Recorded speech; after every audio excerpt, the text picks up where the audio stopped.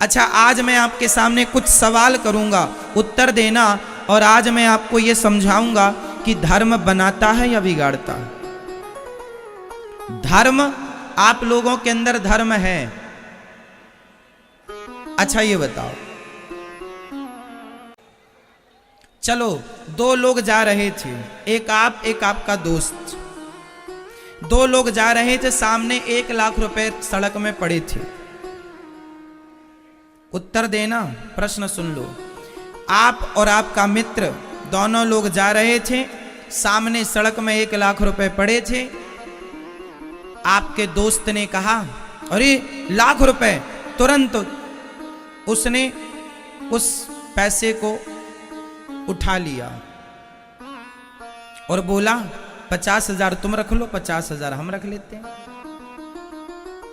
आपको 50,000 का ऑफर किया उसने।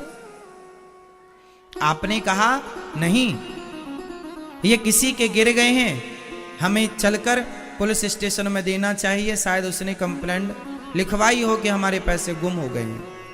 अरे क्या जाना पुलिस स्टेशन, हम अपने को मिले हैं, अभी अपना।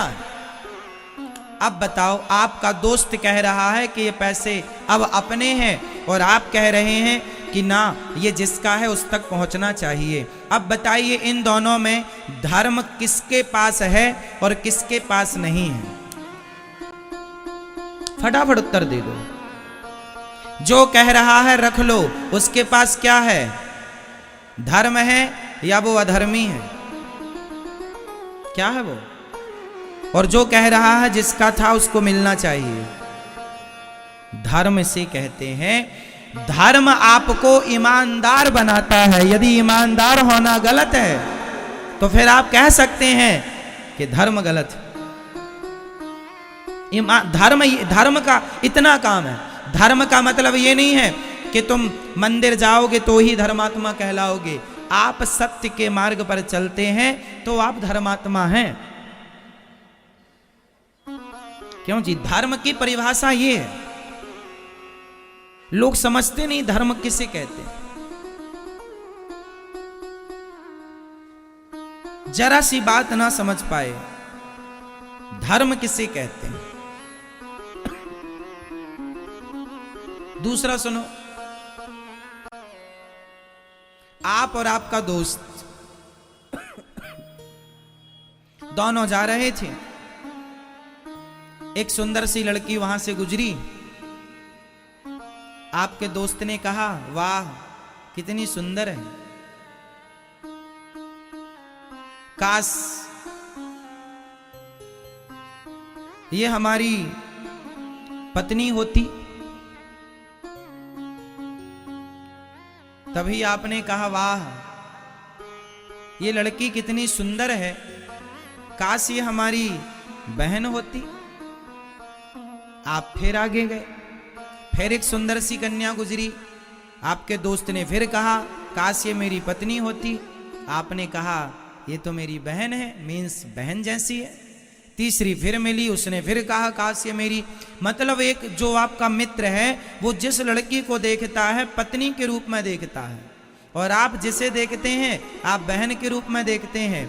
बताओ, इनमें से धर्मी और अधर्मी कौन है? जो हर लड़की को गंदी निगाहों से देख रहा है वो क्या है, धर्मी या अधर्मी? और जो बहन देख रहा है, तो जो आपके देखने का दृष्टिकोण है, यदि वो सही है तो आप धर्मात्मा हैं, यदि वो सही नहीं है तो आप अधर्मी हैं। तो ये धर्म है, इसे कहते हैं धर्म। धर्म ये बताता है, धर्म ये सिखाता है कि आपकी आंखें सही हो, आपकी सोच सही हो, आपका व्यवहार सही हो।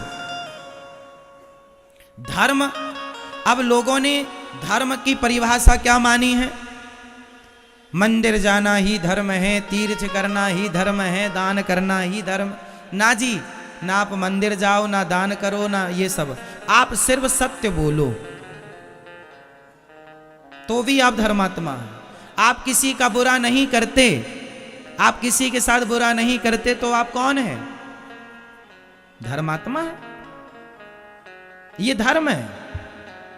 तो धर्म की ये परिभाषाएं देखो कितनी सरल है ना धर्म की परिभाषा। हमने जो समझाया समझ में आई बात आपको? किस किस को समझ में आ गई? कितनी सरल है।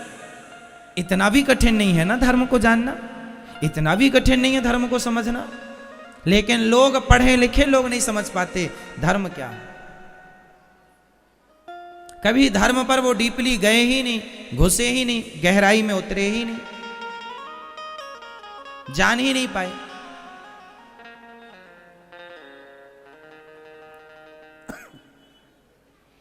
विचारों का अच्छा होना ही धर्म है, विचारों का गलत होना ही अधर्म है।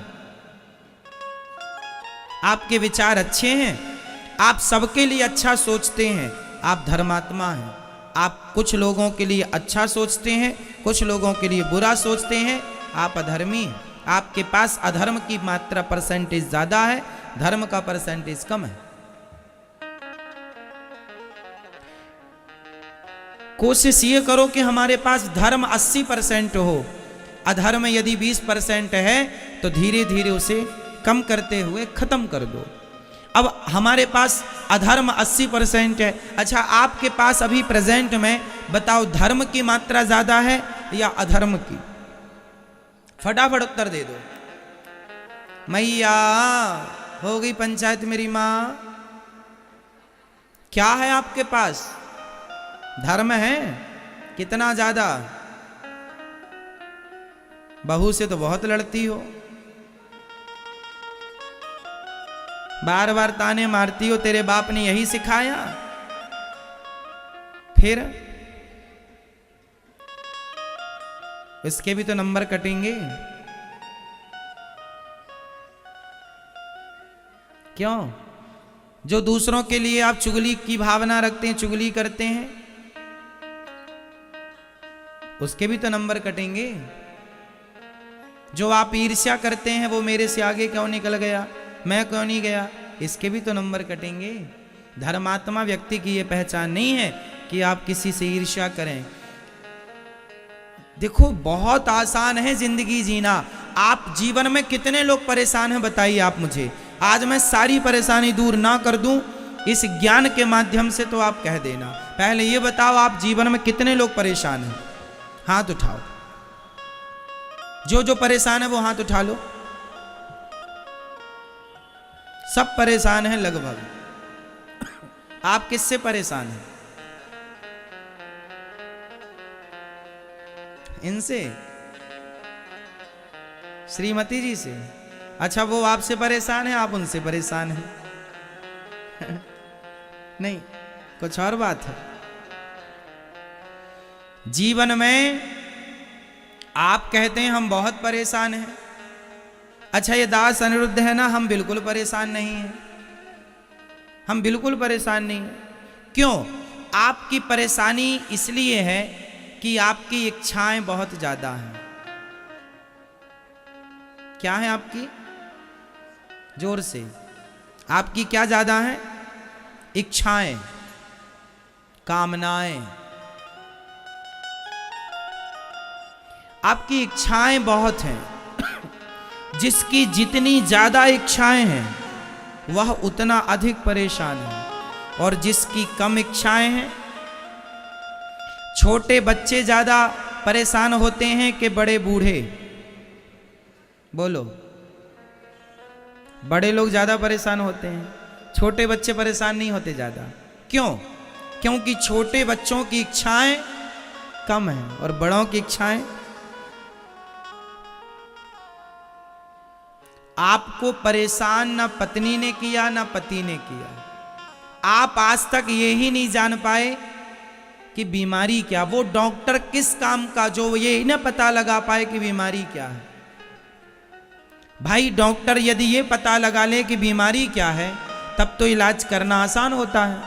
अब ये भी नहीं पता कि हमारे को बीमारी क्या है तो इलाज किसका होगा? तो पहले आप ये बताओ कि जो आप परेशान हैं तो परेशानी का कारण क्या है? पहले आप स्वयं अपने आप से सवाल करो कि आप जो परेशान हैं वो परेशानी का कारण क्या है? क्या पत्नी परेशानी का कारण है या पति परेशानी का कारण है? पुत्र परेशानी का कारण है या पुत्री बिजनेस परेशानी का कारण है या व्यापार इत्यादि दुकान इत्यादि बहुत कुछ हो सकता है।